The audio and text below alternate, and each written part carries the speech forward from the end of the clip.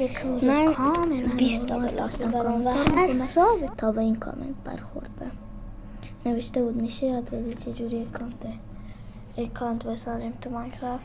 منم برو بریم. خب واسه این که بخواین ثبت نام کنی این بغل یک چیزی هست به نام واسه آی توش چرا اکس میگی سینگ این میزنین روش. اینجا جا زنگوله و مجونه چه پوشنه. بعد اینا وای میستیم تا مایکروسافت بیاره. خب ما چی میکنیم؟ و بچه ها برای همراه اول یک کم چیه؟ برای همراه اول باید وی پی این بزنید. تازه تریم هم شده خیلی بدتر شده. ادامه رو میزنیم. من چون ما یک ماینکرافت پچی هم دارم تو ماینکرافت عادی نصب اوکی. الان ما رو وارد سایتش کرد. خب شما باید کل ایمیل و چیز میز بزنی. چون من از قبلا زدم اسمم چرا اینه؟ مثلا ما اسممون رو میذاریم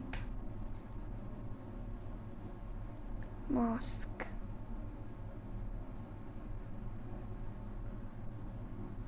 خوبه برمیزنیم و بله میبینیم که برامون گرفت. نه من که میگم شما به چی نیاز داره.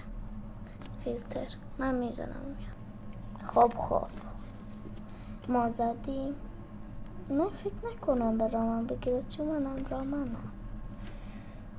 و بچه ها میفهمی که برای کسایی که هم رامن دارن متاسفم. شاید هم مشکل است چیه.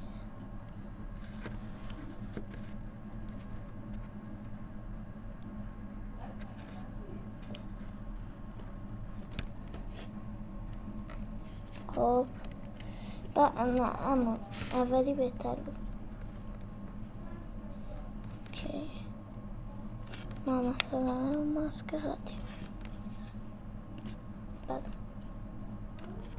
بله برای ما نمیگیره و شما به اینترنت ایران سل نیاز دارید. خب امیدوارم براتون مفید باشه و اگه خواستید ثبت نام کنید فقط ذخیره و ادامه رو بزنید و شما رو وارد ماینکرافت